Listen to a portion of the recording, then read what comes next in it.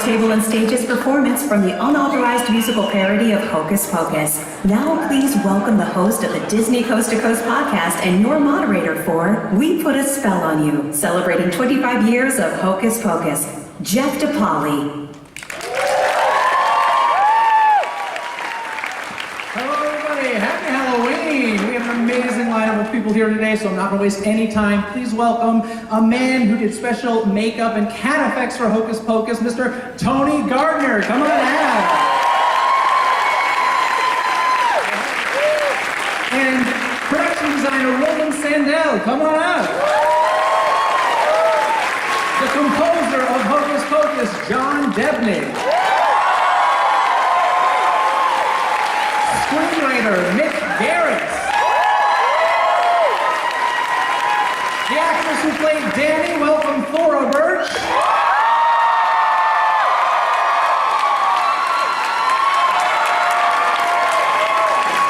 And without this next man, there would be no Hocus Pocus, the creator and producer of Hocus Pocus, David Kirshner.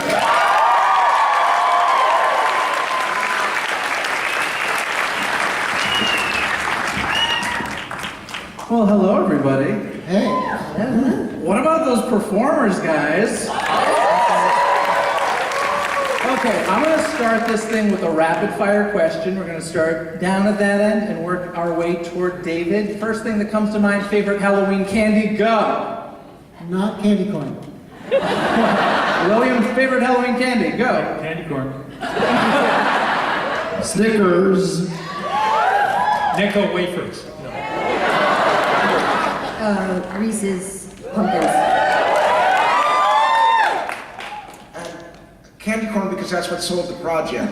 Fair enough. Well, why don't you, since you said it, why don't you start with that story? You said candy corn sold Hocus Pocus to Disney. What do you mean by that? Well, it was a part of the presentation. The presentation was that the executives walked into a room. I had two witches' brooms hanging on monofilament wire and a hollowed-out Electrolux vacuum cleaner. And they walked in and said, why is a vacuum cleaner hanging from the ceiling? And the kids on the block, because my kids were too little at this point, took a Ralph's bag, and for my wife and I drew pictures of a black cat, of ghosts, witches, and then my wife bought about 20 pounds of candy corn. I tore the bottom of the bag and I spread it out in front of them in a serpent kind of design, and when they walked in, they smelled Halloween. And from there, proceeded to tell the story that then Mick went, we rehearsed that. The horror continues. And took from there. Nice. So this story began as a story, David, that you told to your daughters, and then it became a short story you wrote for Muppet Magazine. That's right. And then it became a screenplay. So how long from that story you told your daughters to a screenplay you were working on with Mick, and how did Mick get involved exactly?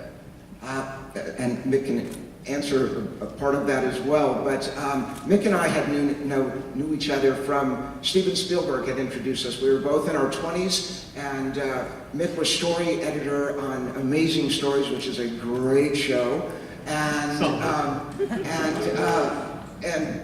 it just seemed like he was the right person to come and write on Hocus Pocus. I mean, we became friends at Amblin, Steven's company, and we both had lots of dreams and ideas and loved things that go bump in the night, and have been dear friends ever since. And Mick, what year was this that the screenplay was written? Well, this had to be 1986, 1985, 1986, yeah. Yeah. And it came out in 1993. That is a long time since. I remember there was 8 years from the time I wrote the script until the movie went into production. But originally, we were pitching it to Steven Spielberg with that same cornucopia of candy corn and everything. And Steven loved the idea until he heard that Disney was involved. And at that time, they were very competitive. Amblin and Disney were both going after the family audience. So it looked like, David is doing the pitch and I'm there to contribute whatever I can. And Spielberg is just grinning with the two of us in his conference room, and Steven, and that was it. And all of these candies and everything, and it's so great. And then David mentioned Disney, and Steven went, wait, what? And David can take it from there. Well, maybe Steven Spielberg should direct a sequel.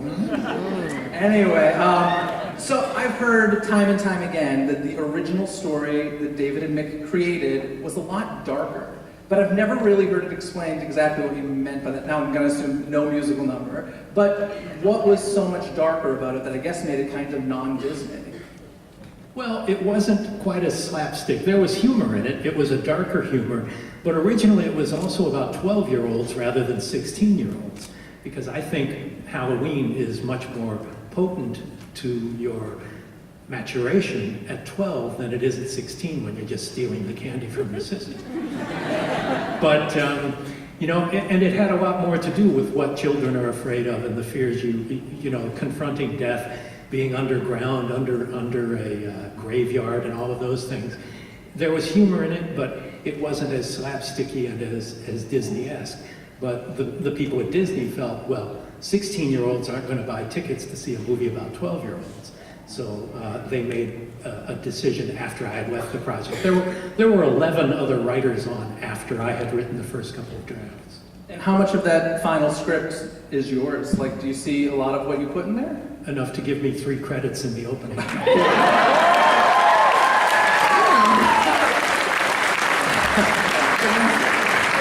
Mick, of the stuff you didn't write, Mick, what's your favorite change that came that another writer brought to it? Well, I Put a Spell on You. That wasn't in the script, and it was really freaking great.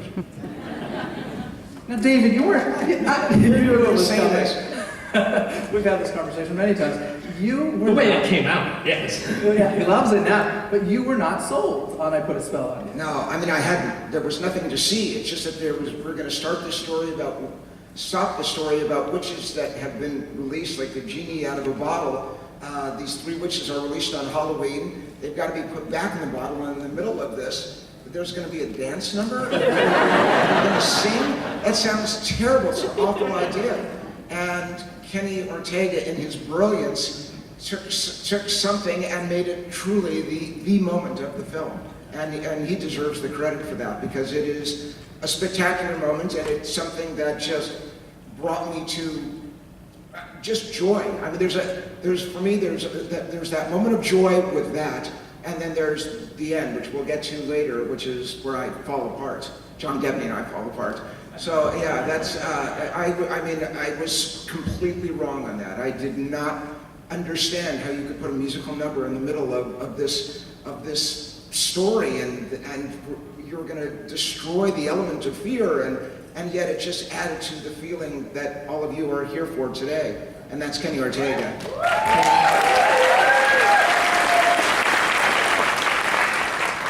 For the future, David, if there's Bette Midler and somebody wants to put a musical number, you say yes. That was an instance where you were dead right, But David. there was no Bette Midler at that moment. Okay, fair enough. Now, Thor, I'm curious, do you remember the audition process at all, and/or how many times you actually auditioned? Well, I had a Disney contract. Nailed So it. I didn't have to audition. But there were some screen tests. Finding Max it took some extra effort, I think, and it was a bit of a process. But Vinny and Omri and I, we bonded pretty quickly, and I think that chemistry transcended, and even to this day, like, I have great memories of hanging out with them on the set. So it was just wound up being pretty fortuitous, I guess. That's awesome. This is a question for any of you. I'm just curious, so 1993 was not exactly a year or even a decade so much known for female-led comedies or even feminist movies. So I'm curious, I guess, was that partially done intentionally, or how did that come about, and do you remember any comments about that when the film came out? I actually don't. I mean, it was the idea of 3 witches. I think I was so young that I just thought the idea of 3 witches was a cool idea, and I didn't give it any thought beyond that, or was not even aware that that was something that was not particularly popular at the moment. And Yeah, that's I the idea of remember. women. You would think that if this type of instance were occurring now in today's world, everyone would be hearing about it, because everyone would be self-congratulating themselves through the yazoo about how we brought you female characters. And but at the time, it wasn't even a thought. It was a good story, and we just did it, and that was it. And there wasn't any movement to support empowerment or anything like that. It was just it seemed like a sound business plan, David. And how much better to live in a world where you don't have to think about that stuff. Yeah, that's the. Tony and William, we all know that the true stories come out backstage between the crew members. So, do you remember any comments about anything like that at the time? I don't. I mean, I'd already worked with Bette on Big Business once in all-girl productions, and I know her and Bonnie Bruckheimer were, interested in, keeping that kind of feel in their films. But no, I had my hands full building the witch house. I think most people were just jealous that they didn't get to go on the flying wig like the witches did. And I think most people backstage wanted to help Terry Frizzy and all those guys with any rigging so they'd get an opportunity to zoom across the stage. It's true, there was a little bit of a competition on the set, but then, because I remember Vinny and Omri being a little silent on the day that I got to get on the rig. And after I was done, we were up there for like, I don't know, 6 hours or something like that. It was incredibly uncomfortable, and I remember telling them, no, you don't want any part of that, okay? You didn't miss anything. They wouldn't hear any of that. They're like, whatever, you know, fine. A cute one gets to go up on the rig, whatever. Now, how many of you on this panel actually grew up very close to Salem, Massachusetts? How many of you got to go to Salem at some point during the Well, I spent a lot of time scouting it, looking for locations for the film. They kept sending me back and forth, waiting for the fall leaves to start falling. So I love Salem. Fell in love with Marblehead, Salem. It's terrific. I know you spent a lot of time there. Well, I went there to research the script in the first place, and it was during Halloween time. And in Salem, they spend 10 days straight celebrating Halloween, climaxing with a candlelight vigil where all the witches in Salem, and there are more witches in Salem than anywhere in the world, all parade up to Gallows Hill to celebrate the death of the witches in Salem. So I went back there 6 years in a row to do that celebration because it was such an amazing experience, and it's an amazing town, which is not so amazing in Salem, but the experience was fantastic. Well, we were filming for that week in Salem at the when the memorial was being finished for the moon and the one man, and it was at Halloween. So we're in Salem filming this great Halloween film on Halloween in Salem. It was outrageous. It was unbelievable. It was so cool. It was pretty incredible, yeah. I remember going to a museum which was actually, an abode where some witches had lived, and they strung them up and burned them or whatever they did. I don't know. But yeah, but I remember being really like, oh, this is the house. Like it's not. I had already seen photos of what you've been working on, and I was super excited. I was like, no, this is wretched. This is just some white walls and some wood and nice floor. This is not right. There's nothing cinematic about this. We need to get on this. We gave you a pretty good witch house. You did a much better job. So, William, what was the process like? If you shot some of it in Salem, but you also shot a lot of it in Southern California and a lot on sound stages over at the Walt Disney Studios. So what was, I mean, that's kind of daunting to be shooting in the real location and say, okay, replicate it for California. Well, we made real life look like our sets on Disney, on the Disney lot. We had the big stage and built, everything was built there. David's talked about this, but the street and the walls leading to the house and the road and the water wheel, this whole witch house was on this stage. Every day, the kids would come to work and they'd be on a witch house. I mean, it was a great set. Spent a lot of time designing that, and then we filled in little gaps around Southern California here, we were shooting in November, I think, late November, where we changed, I had to ask everybody to take down their Christmas lights so we could put up Halloween lights, which was pretty cool. So we shot in the West Adams district for a few days. We shot down in Whittier in their old historic town area, really cool. Bill, I just want to say, Bill, there's a great scene where Vanessa gives Omri he thinks it's her phone number, but it's his phone number that she's giving back to him. And she's wearing that magnificent red coat that she puts on her hood, and that tree in the background, but most of the leaves were gone, and you had to put leaves on that tree. Yeah. I mean, today we would do that digitally. Yeah, everywhere we had to make more fall. It was pretty funny. I love that scene. That's still one of my favorite scenes in the film. It's so beautiful. I had actually heard that you brought in, tell me if this is a lie or not, but you brought in region-specific dirt to the soundstage. The trees were specific, and all the foliage was specific. It really was a pretty cool set. I mean, that was an A ticket in town. A lot of people were showing up to look at that set. And before they tore it down, Disney had said, we're going to tear it down. David, would you like it? And Yes, the answer is yes. Think, just in our yard, could we put that in there? How could we make this work? Because it would be the greatest playhouse for kids in the world. But we couldn't do that. I actually heard it was built like an actual cottage as well. It wasn't a set per se. Is that? No, it's a full build. That's crazy. It was really a cool set. I've done a lot of sets. It was the most incredible set I've ever been on. It was a whole stage. I mean, you literally opened the stage door and you walked into the outside at night, and the sky was lit up and colors disappeared into the distance, and there were different layers of trees coming at you. You felt like you were surrounded by this world.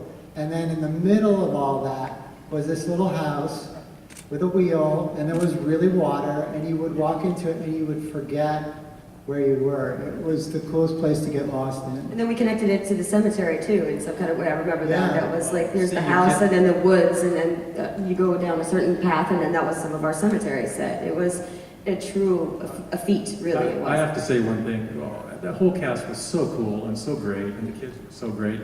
But I just was telling Thor earlier, I have got to say this. We'd go to the dailies, and they were so beautiful and so wonderful, and she was amazing. I mean, there were audible gasps in the screening room because she was so little, and she was so precocious and whatever. There's a happy kid on that set. Happy kid on that And Thora knew every person's line in the entire script. No one else could care, but Thora knew every person's line. When someone was off, it was set. Yeah, Ben amazing. didn't like that too much. Did you ever correct Bette Midler in a line? Accidentally, I did once. I'm gonna learn my lesson on that. So. That's awesome. I am curious, have any of you ever dressed up as a Hocus Pocus character for Halloween? John, you have. Come on. No, I haven't, actually. I wish I had. There's time left, man. Well, when we maybe do the next one, then I'll dress up for it.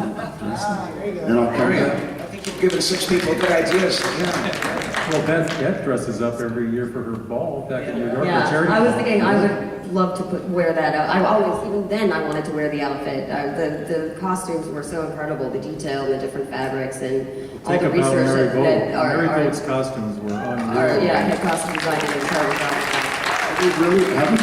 Those costumes have really become iconic. Yeah. Are there any in the house today? I saw some on the show floor. There we go. Stand up if you're dressed. All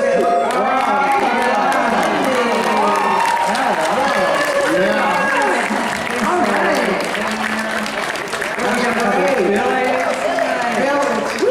In the back.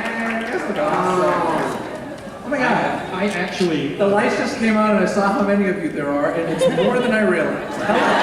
Hi, everybody. And we love you for coming Thank out. you so much for coming out. I was just going to say about those costumes, they're so iconic that I directed a couple episodes of Once Upon a Time.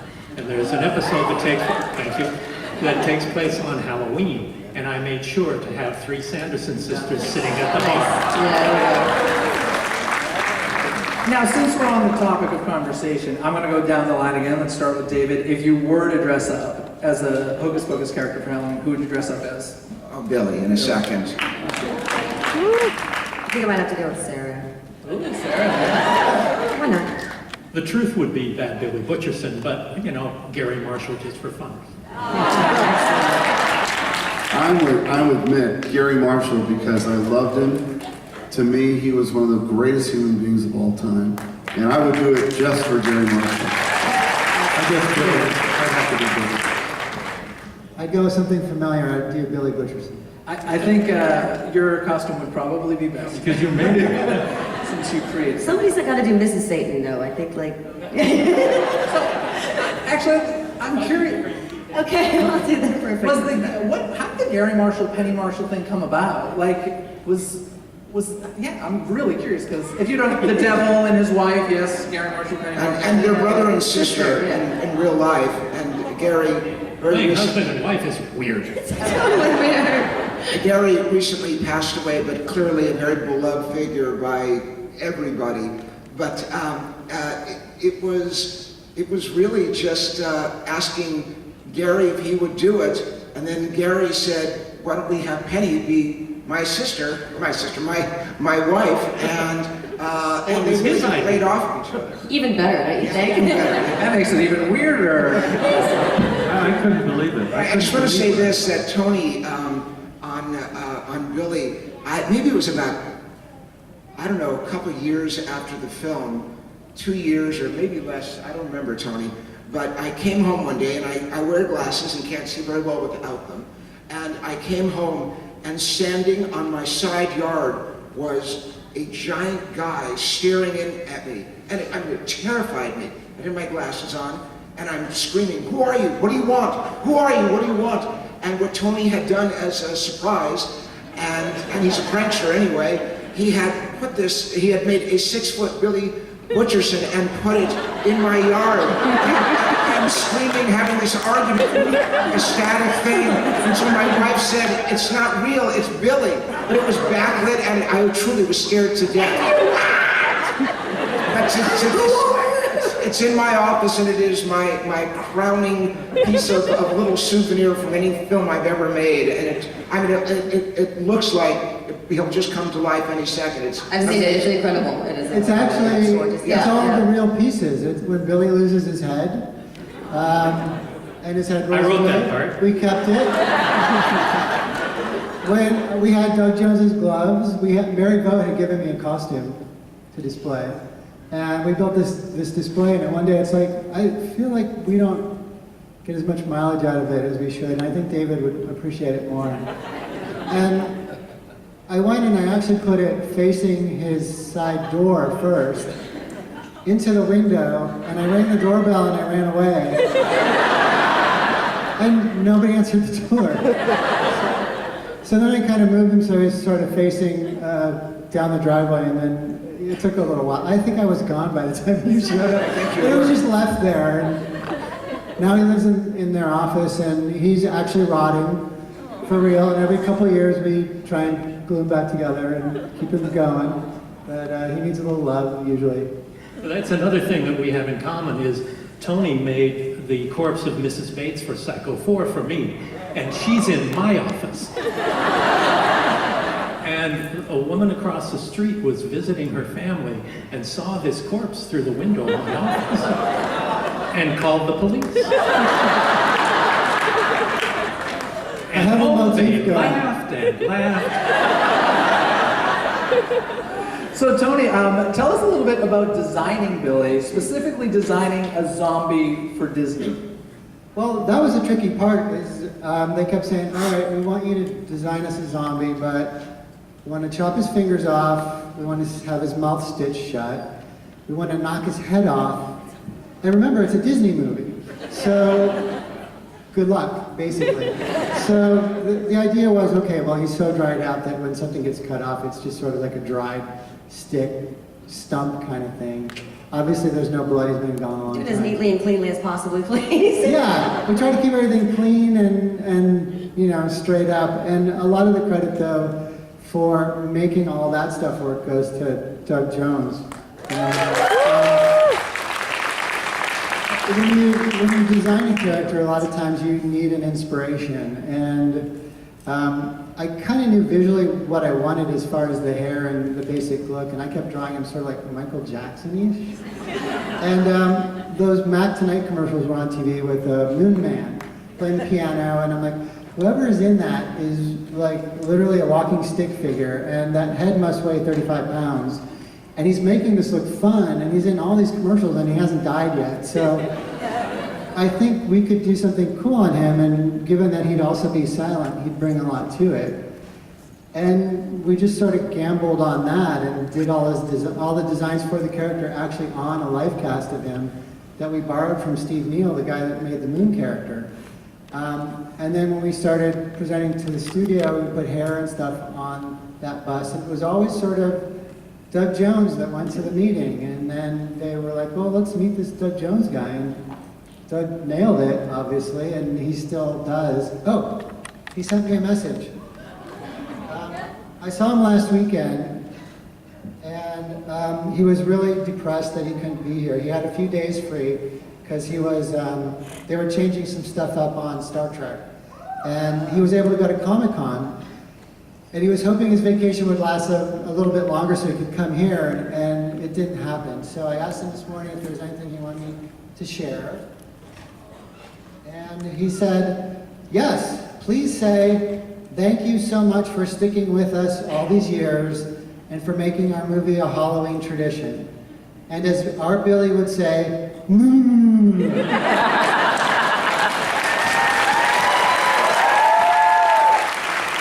But he really wanted to be here because he really genuinely loved the experience, but he really loves talking to the people that still continue to love the experience.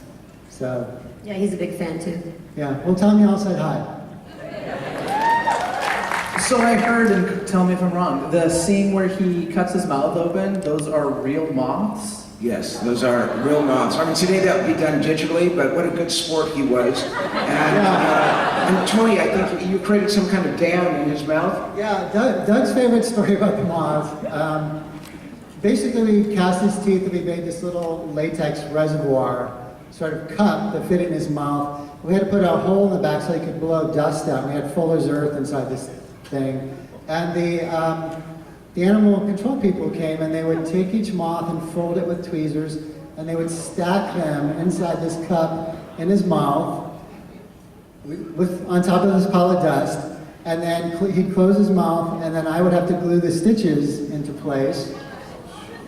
And then it was time to shoot, and he'd go for speed, obviously, pull the knife across, take a deep breath, and then cough air through this thing to blow the moths actually out. And I remember, and his favorite story is basically one time, it took a little too long to set the shot, and he already had the moths in, and the dirt in, and he'd been standing there for a while, and they said action. And he drags the knife and he opens his mouth and he goes, and he said it's sort of this pile of sludge came out with these moths sort of sliding down the surface of it out onto the ground.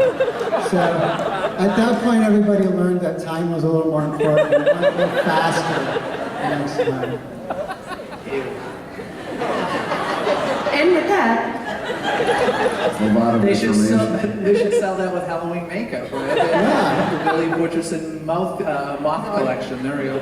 Thora, who is your favorite Sanderson sister? Just kidding. I'm curious, did you know, 10 years old, right?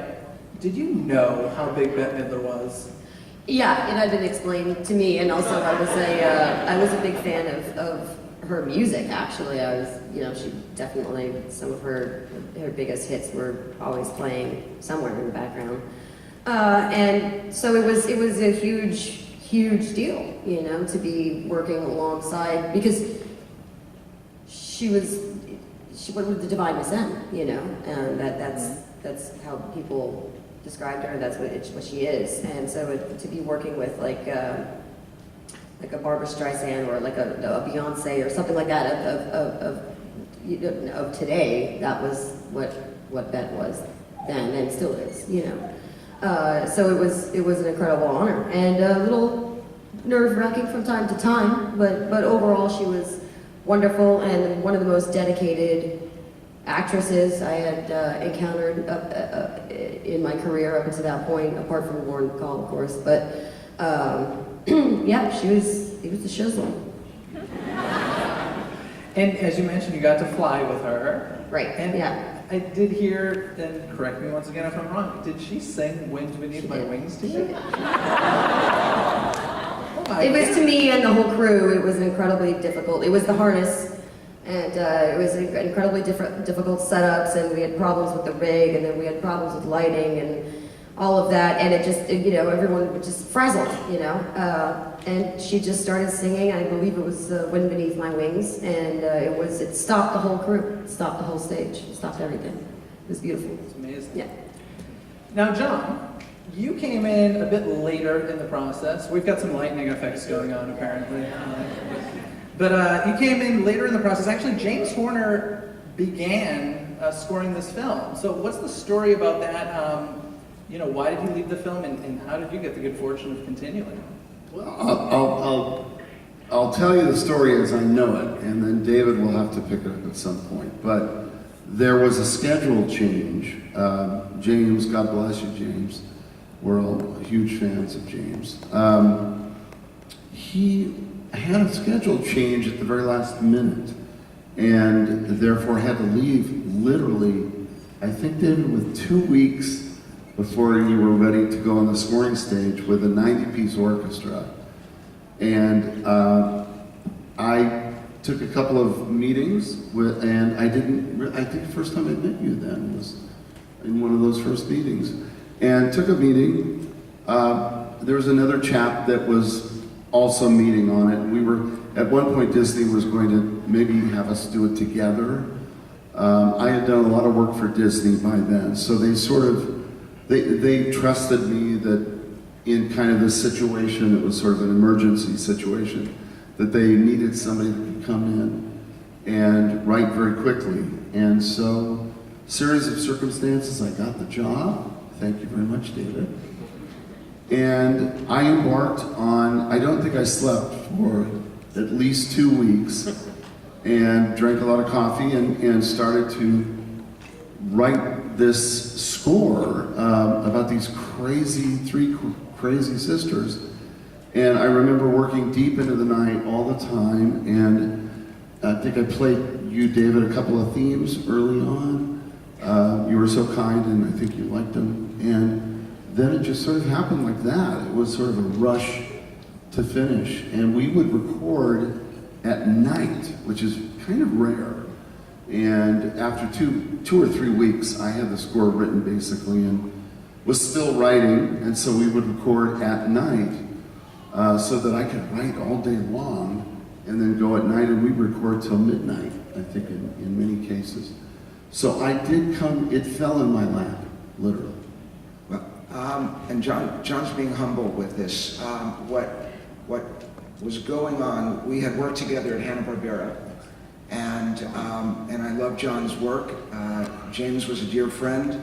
We had done a couple films at that point together, and it was going to be James, and then there was this change. He had written Come Little Children, which was a piece that obviously remained in the film, and was a beautiful piece, but John had literally about 14 days to write the music that touches all of our souls and has lasted for 25 years. I mean, it's astounding. I've never known anybody to really be able to pull that off.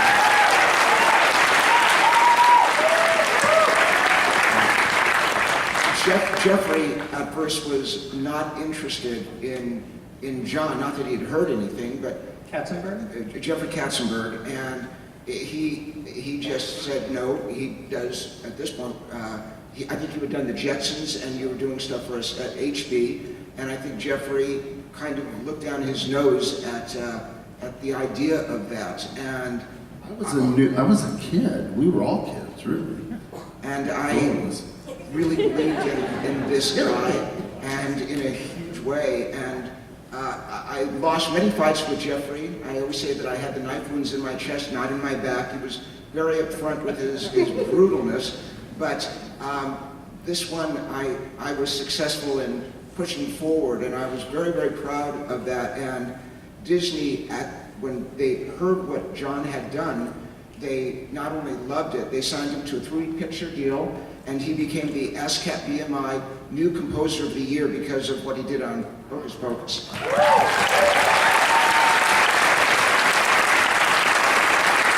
And John, did you not, that whole little blue Disney castle logo at the beginning that we grew up at the beginning of Hocus Pocus and many other films, you composed that, right? I did.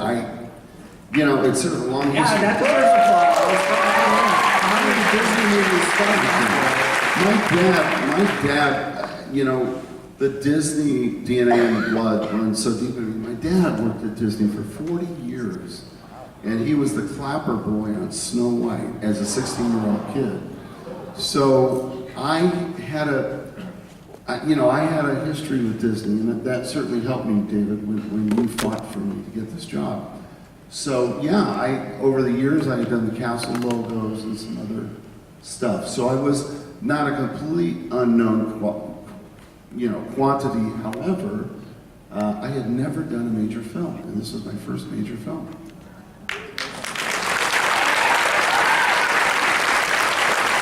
Now, as David mentioned, the song Garden of Magic, Sarah's song, was already written, and so they give that to you. Did that inspire you for the rest of the score at that point? Absolutely. That was probably the first piece of music I heard, and it was so gorgeous what James had done. And what David and I had spoken about was that the very beginning of the movie I had to quote it a little bit. And so I hinted at that theme. And throughout the movie, I hint at that theme a bit. And it's just a gorgeous theme. Come little children. I mean, it's just... Sing along time. Little time. Disney sing-along. I'm a musician, I sing stuff. Sometimes not very well, but yeah, it was a beautiful song. Nice. Now, what exactly did you know when you accepted the job? Did they just show you the unscored film, or at that point, did you just have the script? Because I mean, 2 weeks It is was nothing. done. What have you guys done in 2 weeks? Yeah, the film was done. The film was done. I knew inherently that I had to come up with a couple of the main themes right away. And I remember a great head of music, Chris Montan, over at Disney at the time. Very good friend of mine. And I remember going in and doing a little demo and then playing it on the piano first. You didn't know this, David. I played it for Chris Montan. And he said, that's really good. I like it. It's very witchy. And he goes, well, what if you... And he gave me a couple of suggestions that were really quite good. So I changed it a little bit, and then I think David heard the melody. That was the first thing I had to do, Jeff. I had to come up with this theme that was witchy and, you know... Iconic at this Well, point. Seriously, it turned into being iconic, perhaps, but I knew I had to come up with that.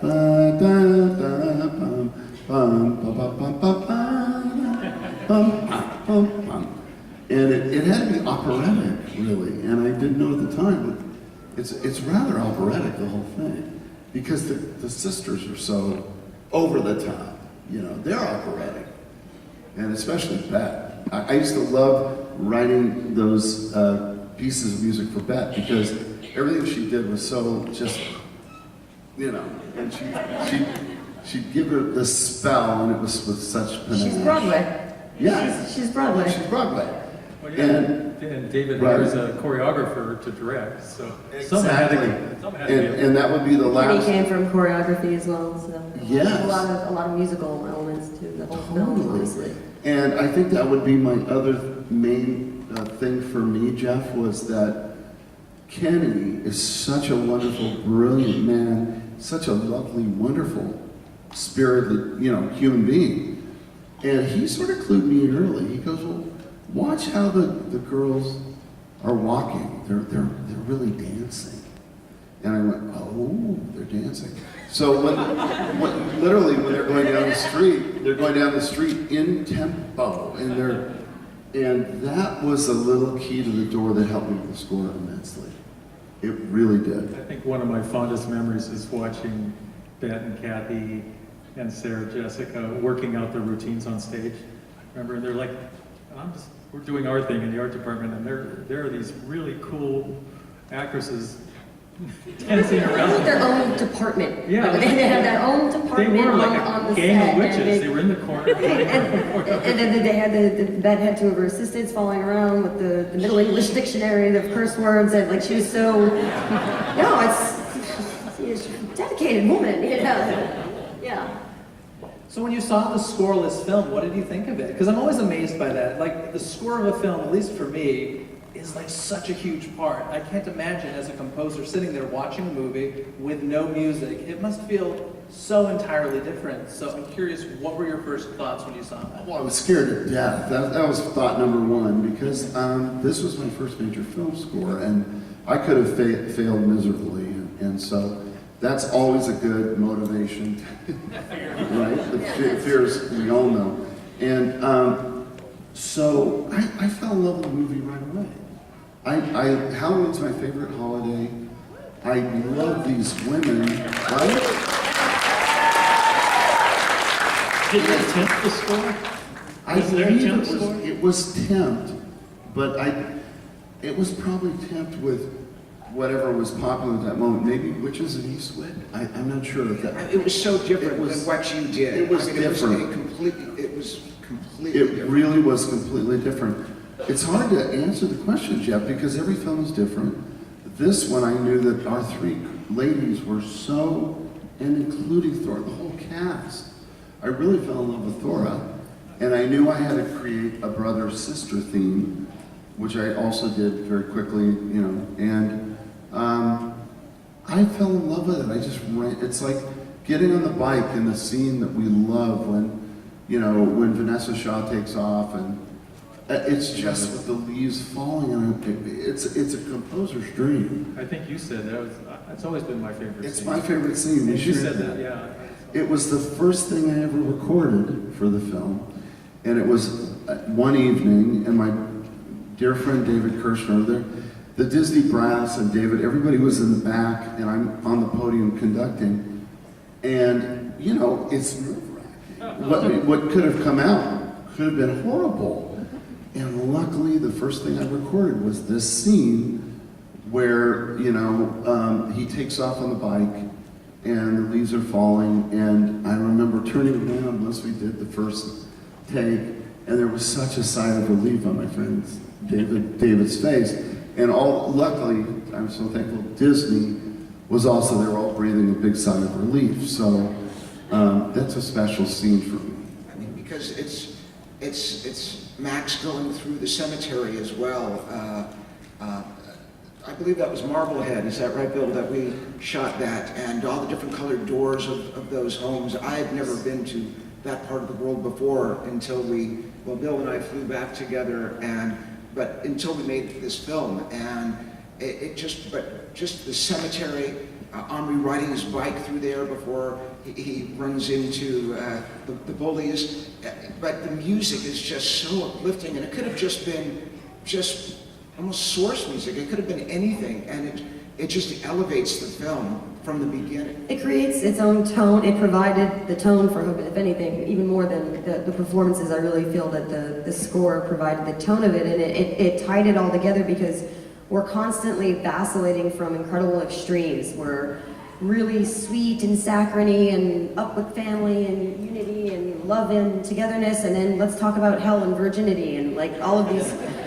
You know, this guy's head gonna lose his head, and you know, the cat's gonna die, and you know, I mean, all this horrible stuff, and then, but also here's some candy corn,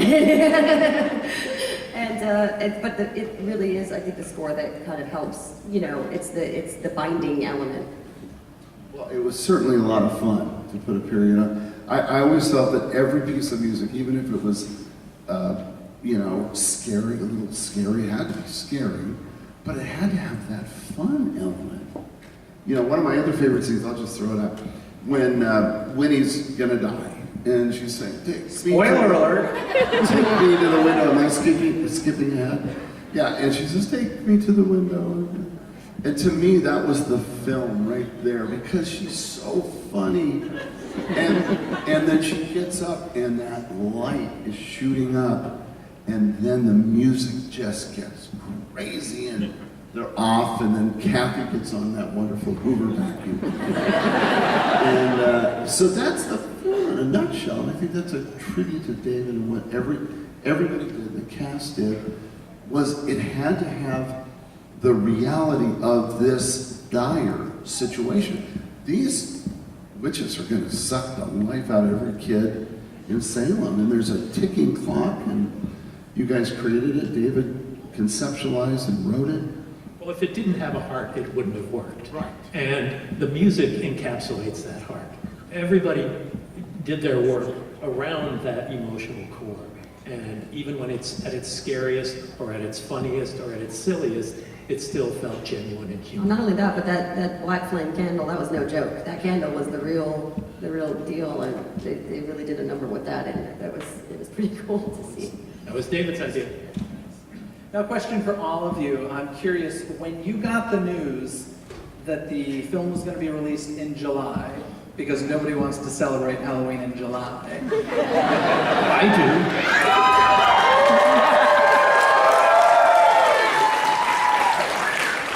Seriously though, what did you think when you heard, oh, July, against Jurassic Park? Sure! What were your thoughts? Anybody? Nothing good, I don't think. Nothing too positive. But I think we all loved working on it so much that I think there was a huge sense of anticipation of being eager to share it with our audience and to have you guys enjoy it as much as you now do. But we thought that this here would happen then, and it didn't, and it was a big letdown. But I think it did. It, to me, this proves even more that we were onto something, and all that love and dedication paid off in the end. And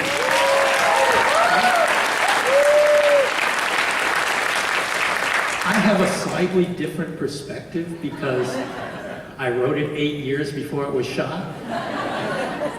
It's coming out in July. Freaking great!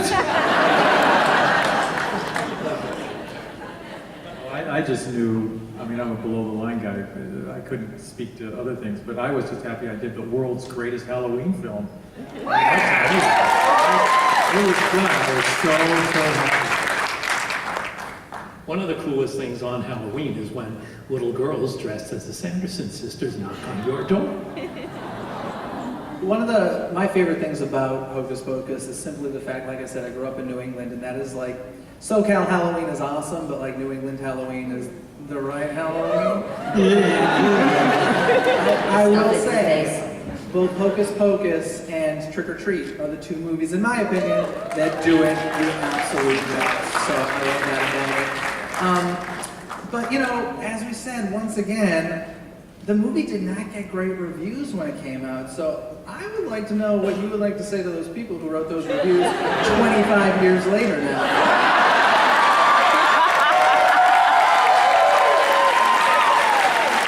Sorry, Disney. No, I'm not. Anybody else have any choice words? I mean, we were devastated. I mean, the truth is, I was in tears over it. I mean, this is something that came from my soul, for my children, and I just thought that people were going to love this. And Jeffrey Katzenberg, when we tested it, it tested through the roof. And yet, we have 30% on Rotten Tomatoes. I mean, a horrible number. And yet, about 3 or 4 years later, it started being seen on the Disney Channel, and something began to happen, something wonderful, and our daughter's friends would begin to quote complete passages from the film, and I was shocked by that. And people would come up to me and say, I love that movie. And there weren't a lot of people that saw it. We kind of limped to first base. We got on base, but it wasn't any kind of box office. And it was just the film. It was I think my third or fourth film, and it was the one that was just the failure and the one that hurt the most. And then something began to happen that just has grown for over those really 22 years. It has just blossomed into something all over the world. I mean, in countries all over the world. That it's still staggering and brings me to tears when I read about that or see that or receive letters from people. I think a lot of credit has to actually go to even Disney and the Disney Channel for not letting it go, not dropping it, not trying to discard it like, an unwanted pair of pants or something. And they kept playing it and playing it and playing it, and that provided the opportunity for the audience to grow, and it did. It took off, and that's a great. It doesn't always go that way. I mean, I think at that point there was not a lot of programming for Halloween. Yeah, exactly. And I mean, all this airtime, what are we going to play? and Especially on the Disney Channel. And weirdly, something just gelled as a result of that. And when they saw those numbers begin to build, because it's still the most on the Disney Channel, it is still the most viewed of any movie, beating Harry Potter, E.T., Christmas. The numbers are so big, thanks to all of you. You pointed out before that when you were pitching the film that there really wasn't a family-oriented Halloween picture out there, which I thought was interesting. And you're right. Bill's right. That day that I pitched it, what I said was that Halloween is almost $1 billion industry, and adults become children on that day, and children become monsters and witches and millions of other things, and there was just an elixir there that I don't think, I'll speak for myself, that I really understood. It's the black and orange and the smell of candy corn that was in me that I loved so much, and so I just believed in it. And when I read in Wall Street Journal, which was not something I usually looked at, but I saw an article on Halloween that it was almost $1 billion, and I said to them, that number made sense to them. I don't know if they cared for the story or anything else, but I think they saw that number. And today, as you're seeing here today, Halloween is a $10 billion industry that grows and grows and grows. There's a lot of people out there that like to let their freak flag fly, and I think that's really what it's all about. why this movie? And if I could just add to all that, why the, you know, I just did a movie last year called The Greatest Showman.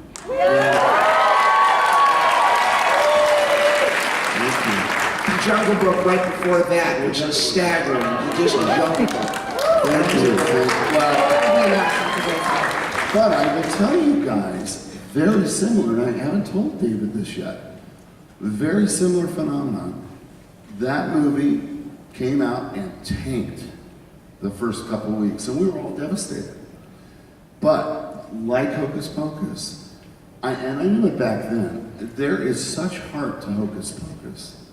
There is such a yearning, and in my humble opinion, there's a yearning for all of us out there, all of us as a human community, for inclusiveness and connectedness and love. And Hocus Pocus, you know, everybody's tried to analyze why is Hocus Pocus such a phenomenon over the years. And I think it starts with a young girl and her brother has to do something heroic to save her life, and in the end, gives his own life for her.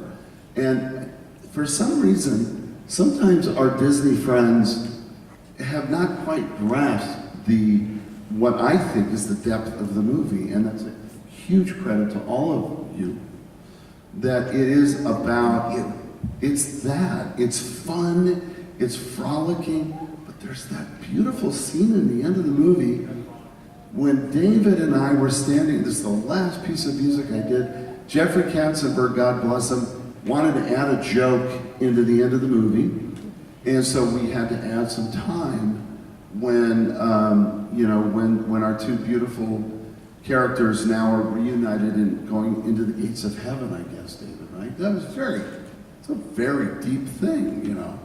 And so we had to add some time in that, and we were down to the last minute, and I'll never forget that because I looked at my timpani player, you know, the guy that does the big kettle drum, dun, dun, dun. And we had to add on the fly a bunch of 20 seconds or something to make the ending fit after that wonderful joke that's in there, which does get a laugh every year. And so I remember looking at my guy, we had 5 minutes on the clock, and you guys know this because we're always working on deadlines, whether it's a shoot, and you gotta get that last shot. So I looked at my timpani player and I went, let's just do this.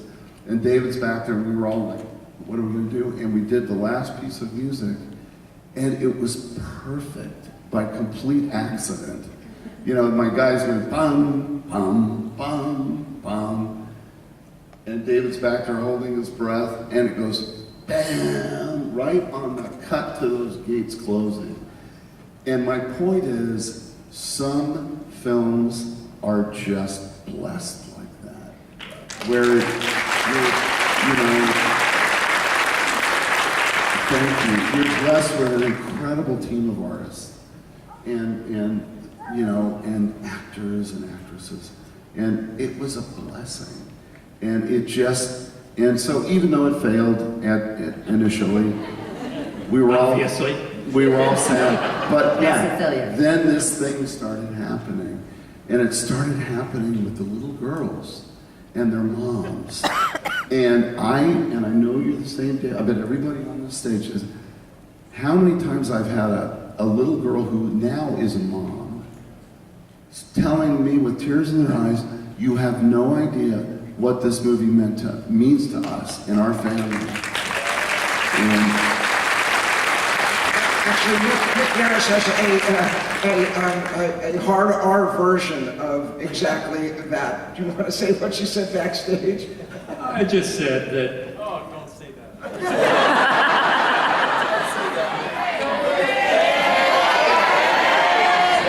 I'll tell it to you when we're signing. No, I just said Very that fun. if ever I wanted to get lucky, all I'd have to do is wear a t-shirt that says, I wrote Hocus Pocus.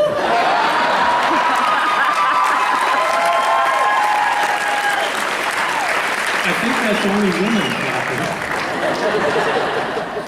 That's hilarious. So David, a while back we were talking about the whole July release, and you had mentioned and I wasn't sure of the year. This crowd will certainly know. Nightmare Before Christmas, was that October 93? Yes? Yes. So Disney didn't... What I didn't know was that Tim was working on, I mean, I had worked with Tim on so just some little artwork for him on Nightmare Before Christmas. My wife and I had dinner with him, and it was great, but I didn't know his film was coming out at the same time. He was deep in production, and I was just concentrating on this. And I think they were saving that for their Halloween release because they thought that our film was much more of a kid's film, and they thought that film was much more. That film was much more of that was just a more frightening film in the Disney mind.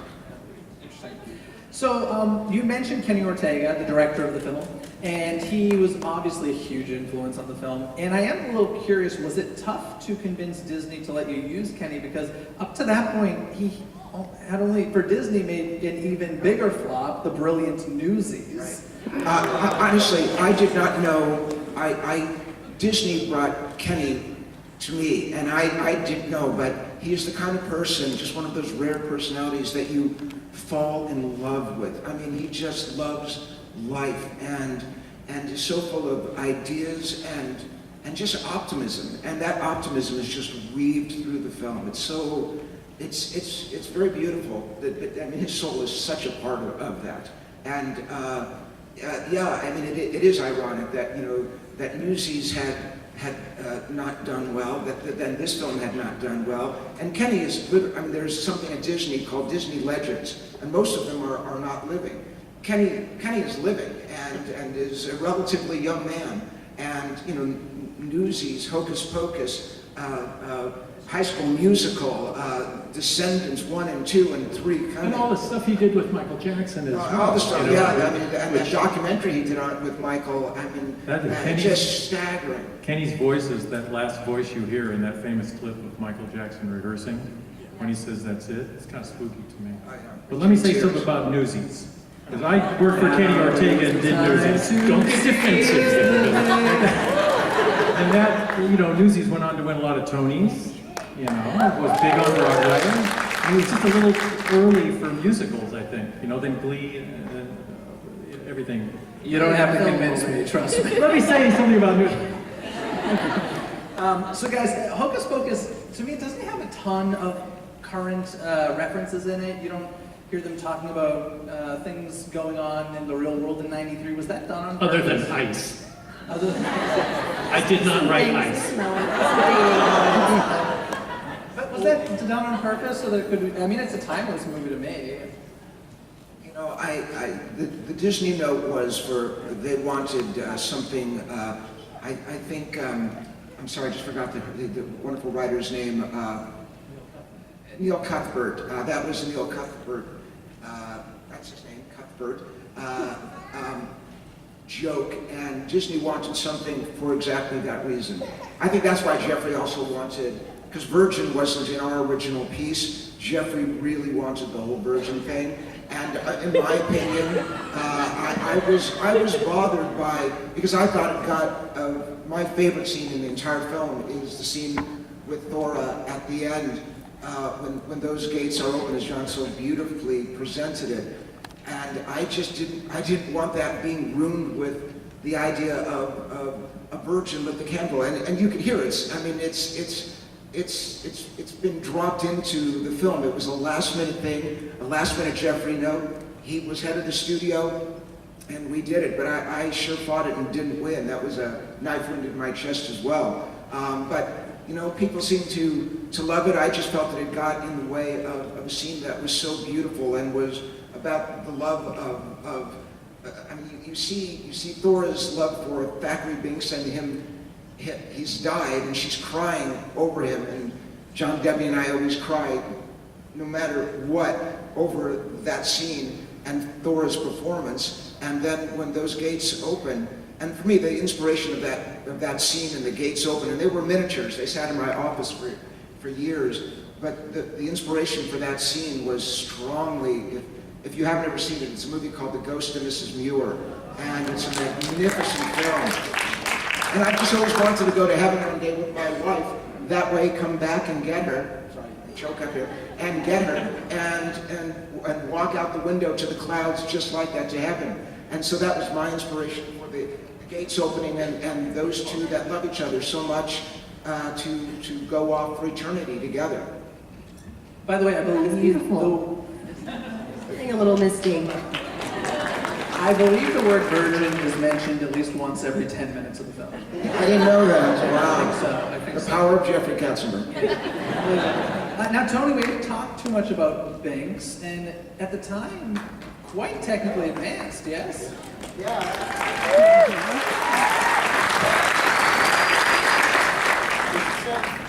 We should say yes and no, because one of those greater studio powers sort of vetoed one version of him. We had the small animatronic version, and then we had the stand-in one, the floppy one, the inflatable one, the one that gets run over, the one that reflates, the one that she cries over. But there was one close-up one that we did, and it was based on the idea of what Chris Wayless did in Gremlins, was he had, all the gremlins were like this big, and when the camera would push in for a close-up, the gremlin head was, it was like 2.5 feet across. And we're like, that's such a great idea. Let's do that for the cat. We can make the eyes dilate, and do a lot of stuff with the ears with translucency, and do a great performance. And we actually shot some stuff in our shop that was forced perspective, where we were making the cat look smaller than it was. Like somebody's looking down at the cat, and the cat's reacting to them, and then over the opposite shoulders. Sort of like Lord of the Rings kind of stuff, where you just do it all in camera, old school. And we were so excited to show it to the studio. We didn't have the ears done yet. We're like, well, let's just cut out some cardboard in the shape of the ear so they know where the ears go, so they know that we know what the silhouette of a cat looks like. And they have a lot of imagination. Yeah, it was great because they went, are his ears going to look like that? That looks like cardboard.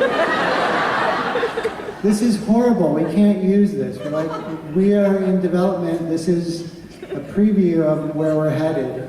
And they axed it all at that point. And they said, they said, can we rework your credit?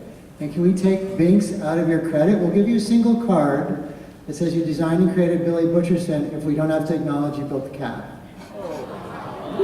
So, hey, spoiler alert. So it's like, okay, that's fine, but a lot of the stuff with the life-size one is still in there. But the animatronic one, it was really complicated, especially for the time. And there was a huge bank of servo motors connected to it that made noise. And if he was on the street, we'd put it in a manhole cover, down the manhole that Billy's in or whatever. But I think it was technically a little too problematic. And for his credit, Larry Madrid, the guy who trained the cats, and there were a lot of cats, he had a cat that sat in the street and a bus pulled up to it and stopped right in front of it, and the cat didn't move. And we're like, we don't need to be here. This guy's got it. This is everything. So we became more about like over the shoulder, and they'd use our cat and they would digitally put a face on it.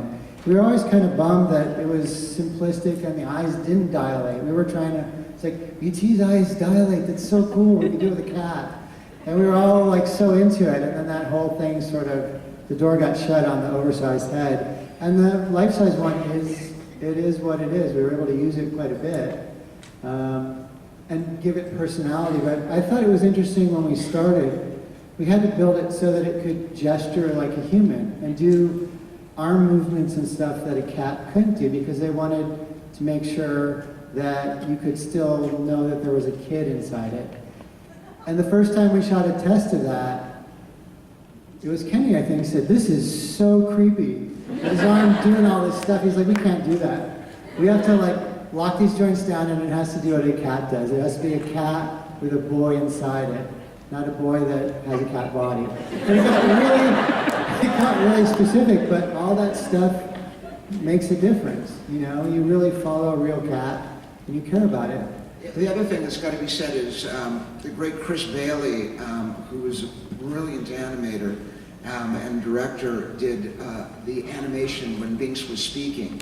And it's usually it was stuff that you put like peanut butter give peanut butter to a dog or a cat, and then you just kind of drop it in. But But Chris, and we didn't have a big budget at all, but he did the animation on that, and it was staggering.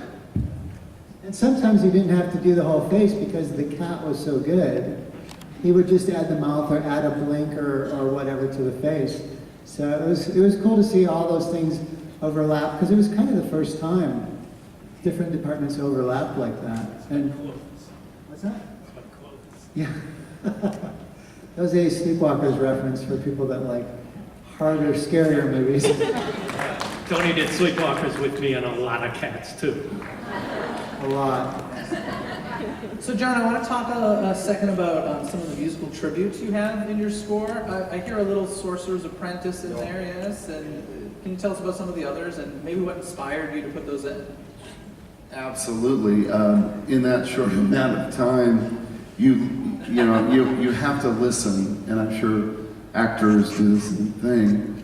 I was listening to a lot of Paul Dukas, a lot of Sorcerer's Apprentice, and again, I think Witches of Eastwick had already come out. Am I right, David? I'm a big John Williams fan. I bet we all are. John's amazing. He's my hero. So I was listening to Witches of Eastwick as inspiration.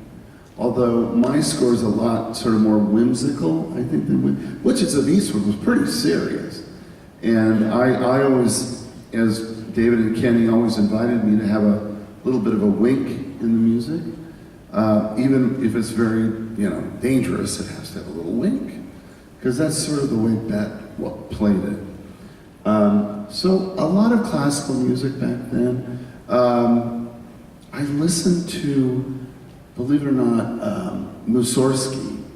Night on Bald Mountain was a big one for me because the whole end of the movie, it had to, the end of that movie, I still revel in what all of us sort of accomplished in that graveyard. It's literally wall-to-wall music, great acting, great special effects, and it goes on for, 10 minutes, 12. So, I would say those are my three sort of inspirations. Little Wizard of Oz in there as well? Definitely Little Wizard of Oz. The witch theme for sure. Yeah, Little Wizard of Oz, sure. I love how you guys created our witches. Before that I feel like everybody, witch had a green face and the black hat and everything. And this movie comes along and now we got new witches. It's kind of cool. I like it. Can I ask, who was responsible, David, for, I guess it was your makeup, your brilliant makeup artist, Bette Midler's makeup and those buck teeth? I think Tony. That was Kevin Haney. Oh, I thought Tony. Wow. When we were given mixed script, we did designs for the witches getting eviler and turning more into crones, and the boys in the cages actually turning into old men. And all that stuff sort You of... miss that, don't you? Yeah, it was cool. And all that stuff sort of got wound down, and they sort of changed direction. And Kevin Haney, I believe, had worked with Bette on something prior to that.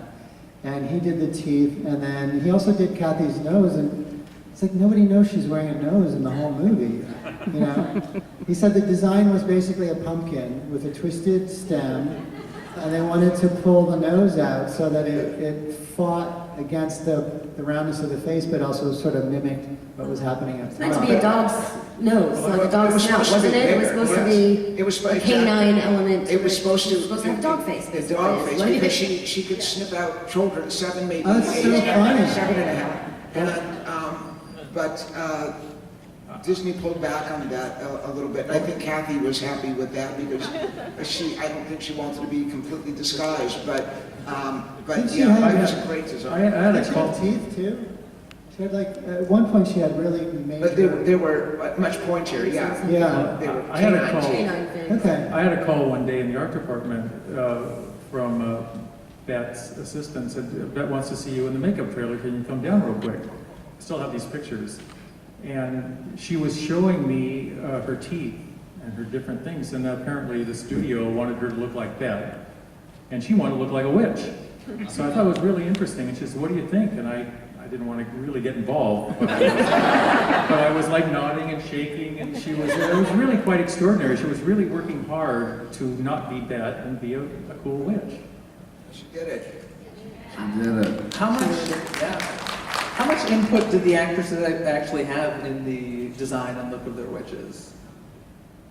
Bet certainly led the posse there. I mean, you know, Sarah Jessica Parker looked beautiful, and Kathy really. Bet had input; the others really didn't, but Bet had strong input. She's opinionated. Follow her on Twitter. She also was really particular, I remember, about her fingernails and the claws of the witches and the shape and the color. And she would actually have somebody come in every morning and go into her trailer and actually apply acrylic nails and blend them in and color them. And then have that same person come back and wrap and remove all those nails and put some stuff on her hands so she could go home. And then she'd go to sleep and come back and do it all over again. Yeah, But she really wanted to be a witch. She was really into it. The wig was a nightmare for her too, I remember, but you know, she had the patience for all of that really, because the whole get-up was, you know, pretty, you know, time-consuming. And she earned all of it. I mean, think if she didn't have that input, Winnie would not be who we're all here. You know, I wanted to ask Phil, I always have loved Mary Gold's costumes, and I see them all over the internet. I love your costume. What was it like getting that? You have the coolest costume. I did, I loved it. The hat was frustrating at times because it was too big for me, and it was always flying off or, you know, blowing off, right? And then more and more pins, so that was kind of a nightmare. But it was a costume that, like, I think I would have put together at that point. It was the type of shirt that I would have wanted to wear, and the skirt with the pants thing, I think maybe threw me a little bit. I was like, that's a New England thing, okay. But it was a lot of fun, and it always, I think that the fact that it was just that one outfit, I was really used to, you know, having a lot. I'd come off of All I Want for Christmas, and I just had the most amazing, like, you know, New York kind of socialite's daughter outfit, like really everything impeccable, you know. And this one was like, okay, now go do your tomboy thing, and you know. And I'm like, yes, absolutely, sign me up for that. Let's go. Now, sadly, we are winding down here because we're running out of time. But this crowd would kill me if I don't ask. Hocus Pocus 2. David's eyes just got so David. Ladies and gentlemen, Mr. David Kirshner. Take it away. I mean, Disney has asked me not to talk about stuff, but For how many years are you not allowed to talk about it? How long has this been? Shut off your phones. In short time there will be some news. But that said, there was a book that came out. I don't know if you guys know in about July this. again. In July. And, we're very proud that John was talking about inclusiveness, and in this book, and it makes me very, very proud. The book is the first story that we all worked on. The second story is contemporary, and again, that may not have anything to do with what Disney's going to be doing or not. But the story in the second book is about two girls and a guy, and the two girls begin to have feelings. They're in high school, and they begin to have feelings for each other, and it's beautiful. And I really, really recommend that book. It's really it's really sweet and beautiful, and as someone that certainly looks at it very closely, I was really taken with what Disney did in that second book. It's really something. So take a look when you can. Can we take a straw poll? Okay? Straw poll, you know, you can raise your hand or yell or whatever, but I was telling everyone backstage that I know we all on this stage in different ways have been on Disney for a long time, years, to embrace this, what has become this, because of you guys, this iconic film. It's not going away. They can't ignore it. These characters are ingrained now in our psyche, in our culture, I think.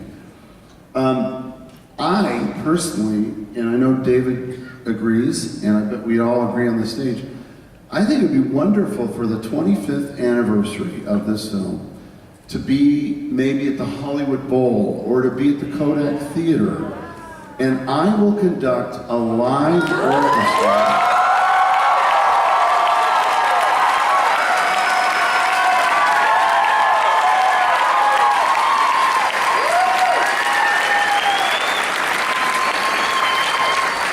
Those opposed? And Mick will wear his shirt. Before we get going, I do want to ask But some. can I have one thing, Jim? Yes, of course. We need you guys.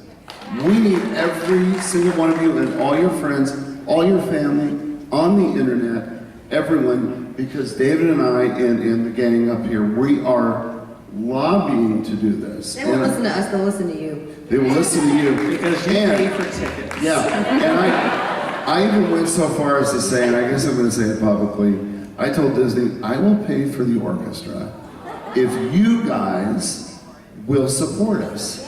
Yes. If you support us,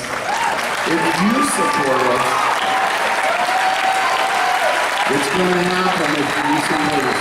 So thank you. That's it, Jeff. That's great. I love it. Quick Twitter questions, just because I want to make sure we get some. User _Ali wants to know, do you have any props from the movie? Are there any you wish you had? Any of you? I have a book. Yeah, boo. But the book that I have is the original book that I used for my presentation, and it's not quite as great as the one that was finally used in the film, but it was the book used in the presentation. The Black Rain Candle was part of my presentation, but they used it in the film, and now it's part of the Disney archives, and because I drew the whole thing, they use that in the film. And if you guys go to the El Capitan at Halloween, it's going to be playing there for 10 days, and it's the Black Rain Candle's there. There's a room, part of my original presentation, that's not in the film that they use, but it's like a dual exhaust room with two. My wife and I bought it in Boston. But And you got Billy Butcherson outside your kitchen window. yes, right? I do. So, one last question. Just favorite, well, we've already talked about so many favorite memories. I'm going to skip ahead because we really did run out of time. So I think we have to get together again for the 30th, maybe. Are you guys cool with that? Before we go, I do want to mention some of our panelists here, Mick, David, and John, are going to be at the Dark Delicacies booth doing signings after this. And if you would like a photo with Rockwell's Sanderson sisters, who you saw perform at the beginning of the show, head down to the first floor there in the lobby, and they'll be there taking photos. I want to say thank you to Rick, David, Johanna, and Gary, and the entire Midsummer Scream team for having me. It's been amazing. And to all of you, thank you so much. It's been amazing. Happy Halloween, everybody! Thank you for joining us for We Put a Spell on You, celebrating 25 years of Hocus Pocus. Enjoy the rest of your time at Midsummer Scream.